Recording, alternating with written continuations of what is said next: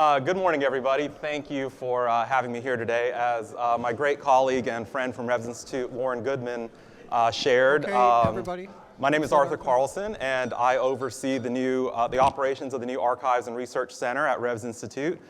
So we just opened up over the summer, so I'm here to share some of the exciting news, talk about what the center represents and the opportunities we hope it can provide for those here in attendance, joining us online, and anyone else that may be interested in furthering the field of scholarship in historic and significant automobiles. So it's very exciting. So I guess to really back up and understand the momentous achievement, let's start talking initially about the library program at Revs, which many of you are likely familiar with owing to our Revs Digital Library, which has approximately 724,000 photographs online. So originally the library room started as a supporting element of the Miles Collier automobile collection. So most of the material was related to supporting the maintenance, care, and curation of the collection, or understanding the historical significance of the automobiles that he had collected. Eventually, as they added other things like the Briggs Cunningham archives, the archival collections of several photographers, and then other printed material, including now more than 28,000 monographic books and over 100,000 magazines and journals, we have created what we think is one of the most extensive research resources for this field. We've also added art and automobilia and film and audio. Eventually, we filled our space, and as demand for other offerings, including the new gallery that Lauren will be overseeing at Revs Institute, they kicked us out. So they took me and all the archivists, and they packed us up, and they shipped us 20 miles north of Fort Myers, and they stuck us in the Archives and Research Center. So it's actually a brand new facility, and two facilities, technically, because it is actually a building inside of another building. So we built a archival storage facility to Amazon data center specifications. So it's got 0 vertical penetrations, a full Siemens latex roof. It is Category 5 hurricane rated. There is a Fluoro-K fire suppression system, which is a state-of-the-art fire suppression system. And we were so happy with that, we just slapped another building over the top of that. Built to the same specifications. So it is probably the most environmentally secure building in Southwest Florida. Because our major threat is sea level rise and water, we tower above the local population at approximately 30 feet above sea level. So we will be the last place to flood. So when the next hurricane hits, you can see where I'll be hanging out with the dogs.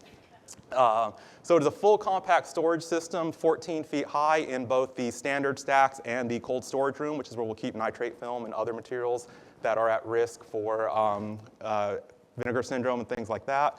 We're going to implement a full digitization lab that can support up to FAGI 4 standards. So for those of you familiar with sort of digitization standards, that is essentially the highest level of professional digitization. So it would allow our materials and resources to be utilized in any sort of new media, virtual augmented reality purposes, 4K, 8K, high definition, whatever you want.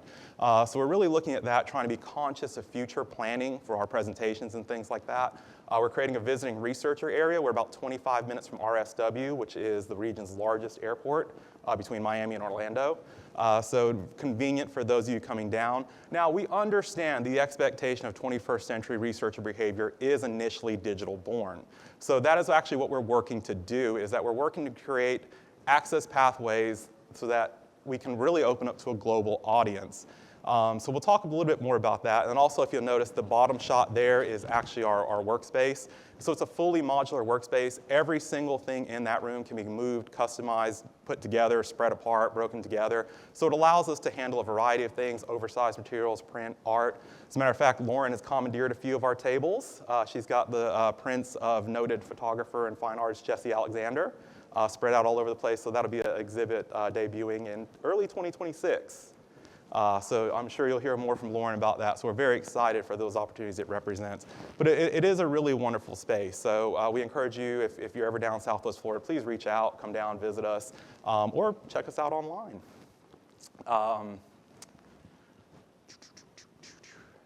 So one of the exciting things that we talk about the center representing is it really is a foundational platform on which we can scaffold up our resources. One of the ones that we're most excited about is our AI and machine learning metadata generation tool. So we partnered with the consortium of Metro AI, which is a service of the New York Public Library. And what we are doing is we're implementing a car recognition model, a facial recognition model that uses Insight Face, which is the same technology that powers Apple iOS sort of face unlock. So how the system works, so if we start with the machine learning for the cars, is that essentially we take cars, we upload them with our known metadata, and then we create clusters around them. So for instance, we'll use the example of Porsche. So we can upload Porsches, and then we can upload every single model they make, and then we can make a giant cluster that's Porsche. And then we can take the individual models, 911, 917, whatever we want, 550s. We can make those individual models, and we can make them to that. And then we can do them through generations, phase 1, phase 2, specific races. You can make the clusters as broad or as tightly granular as you want. Once you do that, we feed them into our machine learning system, which goes and it begins to identify those clusters and create relational patterns through the metadata. So if it recognizes that every car in the cluster is a Porsche, it starts to create these relational polygons. So it creates polygons that it overlays over the images to create scaled relationships. What's the measure of the tire? What's the angles of the headlights? What's the angles of the cars and things like that? So it's a pretty interesting thing. And then what it does, you'll see over on the right-hand screen, is it generates a confidence score that these are the images based on similar relational polygons. So we're using 4 different AI models. We're actually using 3. One we run in a grayscale and a monochrome, because we've actually found that the machine learning gets tricked by certain things. The association with red and the mark Ferrari is so strong that any red car gets tagged as a Ferrari. So there are little quirks. So that's why we ran the grayscale programs, to see if by eliminating that RGB element, could we kind of reduce that bias in the AI and machine learning tool.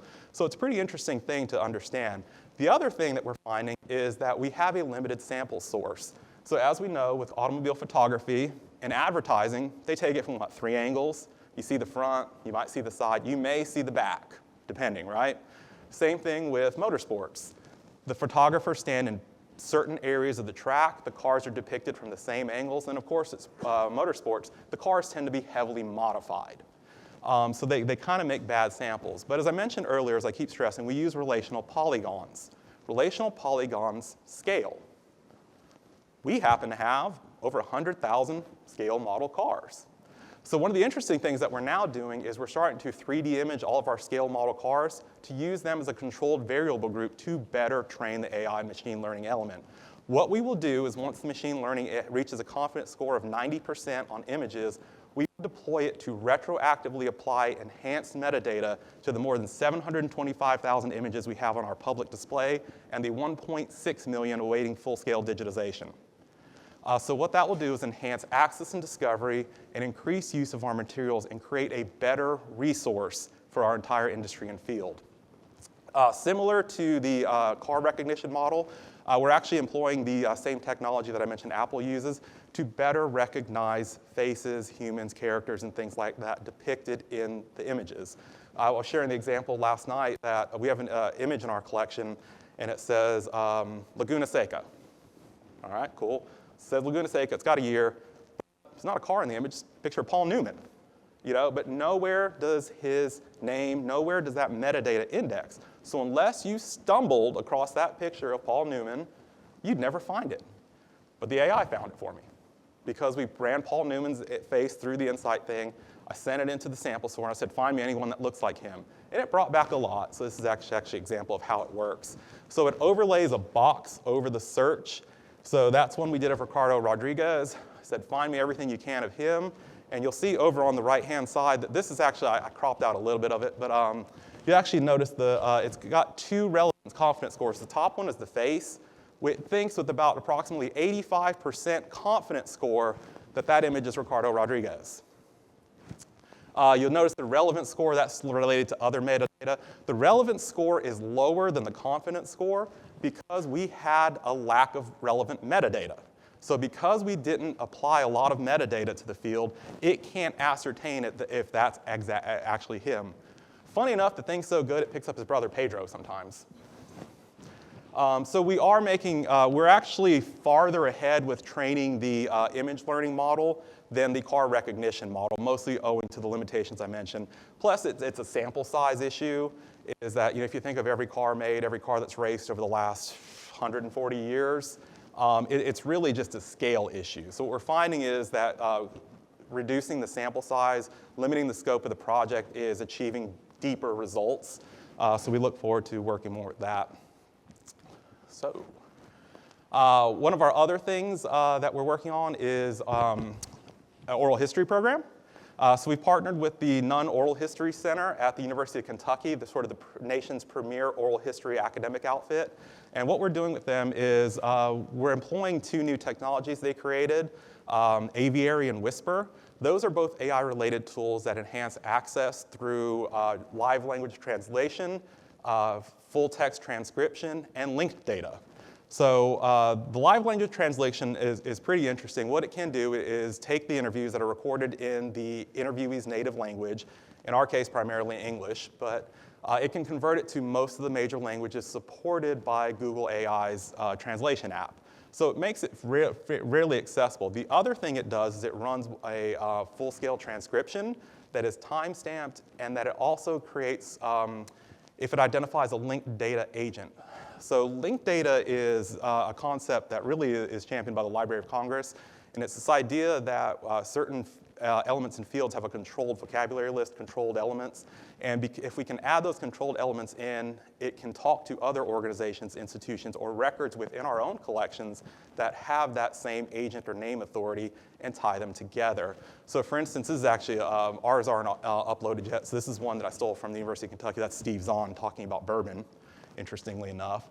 But in using that example, so when he mentions like bourbon, and you stop the transcription, you pause the tape, and you pull up the sort of the text, anything that has a linked data will be hyperlinked. So then you can click on that, and it'll basically tie to all of our other resources.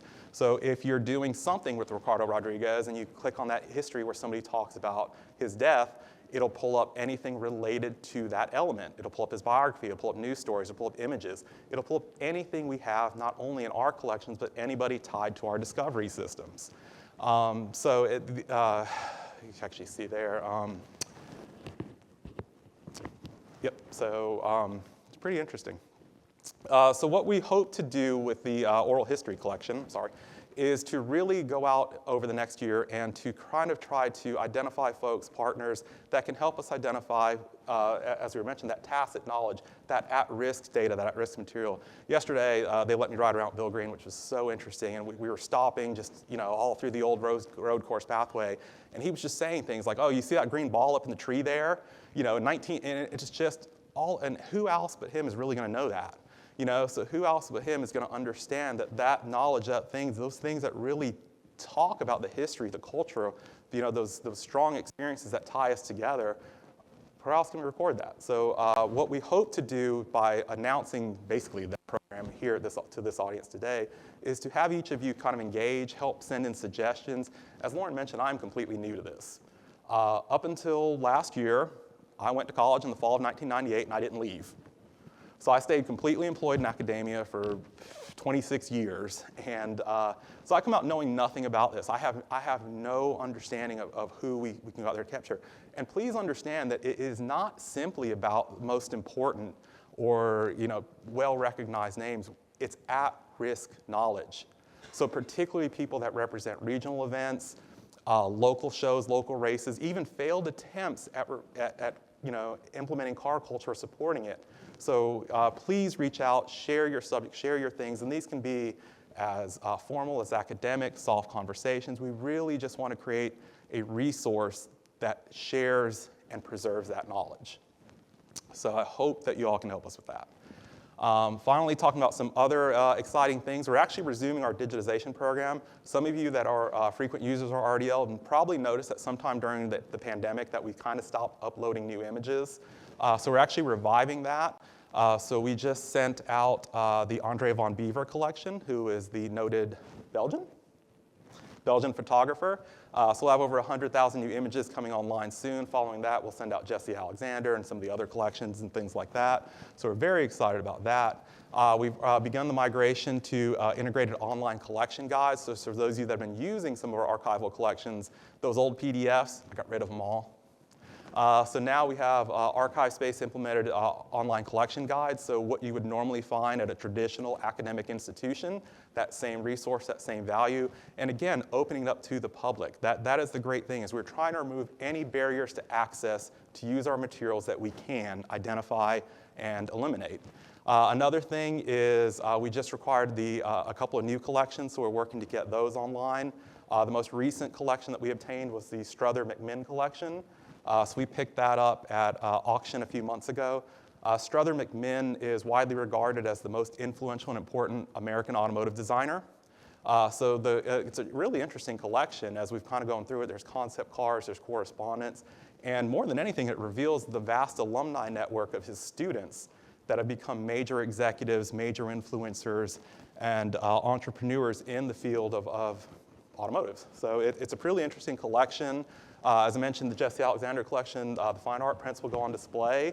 We'll also add the other collections up to our materials as well.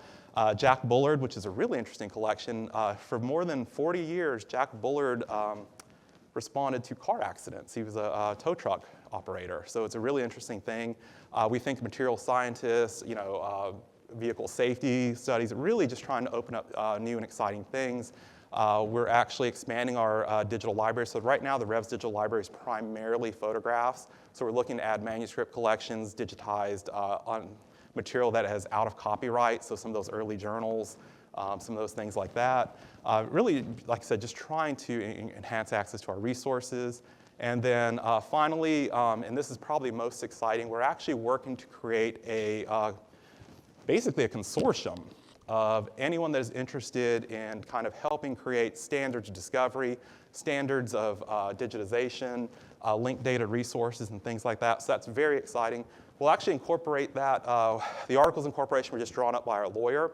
So it'll actually be a 501c6 incorporated in the state of Florida, which is essentially a chamber of commerce. What we hope to do is create a shared discovery catalog and a shared digital repository. So the idea being that each individual institution that joins the consortium can keep their individual identities, can keep all their processes, but upload their materials into a shared discovery layer. As we mentioned earlier, the 21st century researcher behavior does not want to go to 30 places to look for information. They want to go to one source. It's the Googleification of American discovery. All right, it's that one source concept, and it's something that you find increasingly in academia. It's one source, even if you look at databases now, databases don't get searched individually, they get searched through crawlers. So we really want to implement that same idea, is that if you can go to the consortium website, that you can search the collections of every one of our members. So we hope, for those of you that might be interested, right now there's no obligations, expressions of interest. We've got about 25 organizations across the United States and 2 now in Western Europe, which is really exciting, that are interested in following along. So if that's something that you or your organization might be interested in at least following along with, please see me or Lauren, and we'll make sure that we get added to the listserv. So it's really exciting. As I mentioned, we're incorporating the state of Florida as the group for archival research and global exchange, which spells out garage.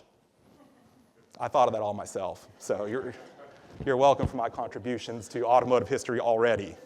So that's a really exciting thing, but that's something that we really want to talk to folks about and to really share and elevate the field. So that's something I think that's really exciting and something that I hope that we can work with each of you. And as I mentioned, this is something that we see as building a resource. So it's something open to conversation. In no way do I want to drive what happens with this thing. What I really want to do is understand what are the research needs of our audience, what are the research needs of, what can we do to expand our offerings, to really, so many of you here have already said, what can we do to increase support for scholarship in this field? And so I thought this would be the perfect opportunity to sort of soft launch that program. So really, like I said, really excited to talk about that, to share that, to build networked interest and things like that. So very, very exciting stuff. So as I mentioned, I thought that this would be more opportunities for free exchange. So I left a little extra time for Q&A compared to some of the other sessions, because I'm sure you have a lot of questions, and I thought that seeing as we couldn't give a live demo, that I might have the opportunity to explain in more detail for any questions that you might have. So Thank you so much. Yes, thank you, everybody. Thank you. What I'm really hearing is that you're making my life easier. That's what I'm hearing, and that's what I'm looking forward to. Well, that's exactly what we're here to do. I am not an expert in this field, but if I understand what is the information needs that the field requires, we can build those systems in conjunction with our partners, collaborators, friends, and supporters across the world. So I think now we're open up for a Q&A. If you have questions about Arthur, if you have questions about tiny little French sculptures that sit on cars, we're both here.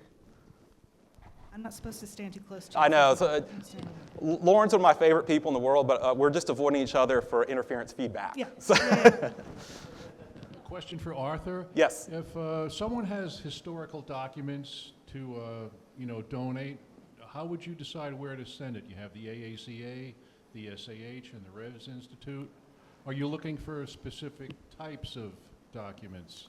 Well, I think a lot of that depends on the donor. In a lot of cases, donors really have a wish list. There's usually a place that either is their home tract, their home region, maybe an association that they have a stronger affiliation with than others, and they may have a natural place in mind. Now, what we aim to do with that consortium is to make sure that if you come to any one of us, that we understand what are the collecting specialties, what are sort of the talent support of each of the organizations in our field to help donors find the best home. We don't view this as a competition amongst organizations in any way. What we see this as is a way to really build in that collegiality that you see in like academic consortiums, academic conferences, and things like that, where they help you understand this is super great, this definitely needs to be preserved, but hey, maybe you should go see my friend Joe at Watkins Glen because they have all the SCCA stuff and this is more closely aligned with that.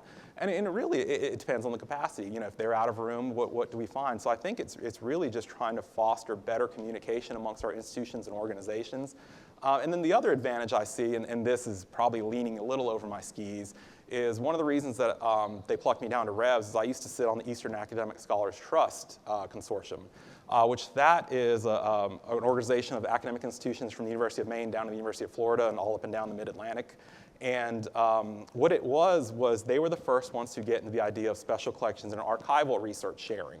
So how can you share these things that traditionally have been so guarded and so maintained that you had to ask permission, then get access to look at them, and then while you're looking at them, somebody was looking at you looking at them.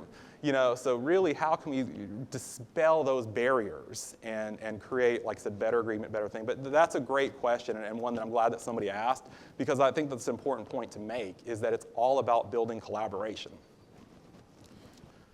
Thank you for that. I'm very fortunate that I live close to the Revs, and I've used it many times, and it's been really important in my work.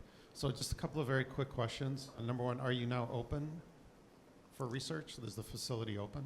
Yes, so we are by appointment only, but if you want to reach out to, as I mentioned, library at revsinstitute.org, we can support research things and things like that. You'll have to excuse our mess. Like I said, we're still moving in a little bit. We opened in June, so it took about 3 weeks. We managed to, and gosh, serendipitously, we moved during 3 weeks in the middle of hurricane season in Florida and didn't get rained on once. Right. So we were just smart and avoided the daily 2:30, 3 p.m., 15-minute deluge. And so, secondly, my institution, we used to have interns working there before the pandemic. So are you going to start that up again? Or? I'm glad that you asked that as well. So one of the main tasks I was engaged with by Mr. Collier was re-engaging the academy. So I've actually been in consultation with Florida Gulf Coast University and Florida Southwest College. So we'll actually have service learning students from Florida Gulf Coast University that'll begin working with us in the spring. So they'll be with us for about 80 hours each working on basically their pick of projects. Florida Southwest College, we're also hoping to implement the same thing. They have a more formal internship program, so I'll have a few of those interns. And excitingly, we're also hosting a library fellow. So we'll have one of the archivists in training from Florida Southwest College that'll be embedded with us for 20 hours a week for about 8 weeks to kind of help learn digital preservation and things like that. At my prior institutions, I used to host library science and information graduate students from the University of Rhode Island, Simmons University, Florida State. So we're actually in talks with those individuals. We actually have a graduate student from Simmons that's an intern now. We had a student intern from McPherson College in Kansas over the summer. And I'm trying to convince him to move back to Florida when he graduates and work for us. So that is actually, engaging the academy is actually one of the literally, it says that on Mr. Collier's vision board. That is something that we are tasked with doing specifically. I think Paul wants to know if his people at Ave Maria could come down Yes. and maybe do a little. Absolutely, absolutely. If, like I said, we just really started reaching out to those things in the last 6 weeks. So let me talk. We'd love to have them. I mean, what our founder sees it as important that Revs Institute is not something that supports just the automotive community, but raises educational opportunities for Southwest Florida. And one last question. Are you going to open the full Joel Finn archive? I know you have a lot of stuff. That's on there. actually on the list for 26 processing. So I mentioned we have a graduate student from Simmons University, which is a major library and information science school in Boston. So we're actually moving her to full-time. So we're actually keeping her full-time. And in 26, as soon as she gets done on the Pete Byro collection, Joel Finn's up next. Thank you. All right, Arthur, I'm probably one of the few people who actually understood what you talked about. I'm a models and simulation person. That's been my background as well, a historian of technology. I'm really excited about this. I think a lot of people here, this went right over their heads, but this is where those who behind us, as old folks, this is what's going to make what we have strived for. I know Mark, and I can go around the room, Paul, all of us who've been laboring in the vineyards to make motorsport history relevant. This colloquium, which will, I think, develop, Allison is another one I'm looking at. This is going to open doors. We believe so. I really think so. So Scott George said something to me years and years ago that he had all kinds of plans and things going on. And I've talked with a number of people, and I love Revs, just like I like the Research Center. But this is a step forward, and anything that I think those of us in the room can do something to support, I think we're on board. That's exactly what we hope to hear. And I think that you make a very great point. Everything we're doing is building upon, as everyone has made a point, this has not been a traditional academic field. So it's been one that's been cared for by fans, collectors, enthusiasts, hobbyists, people that have a real love for it. And that's probably what I've noticed more than anything, making the transition from academia over into this field, is the enthusiasm, I feel, just how excited everyone gets about this stuff. And, and I think that passion, if we can harness that passion and really just implement these tools and resources that already exist in other fields and put them onto ours, I think we could just open up so many opportunities to really elevate everything. So, Lauren, Arthur, thank you very much. Even though the Research Center and Revs are separated physically by, 1,200-1,500 miles, I've always thought we had a bit of a spiritual connection with you folks. And I think with Margaret's recent visit down there, I'm hoping it becomes more than that. But you folks are at the forefront of all of this, and as you can tell, we're all very excited about it. So thank you very much for coming up here and doing the presentation. We appreciate it. Thank you so much. We really appreciate it.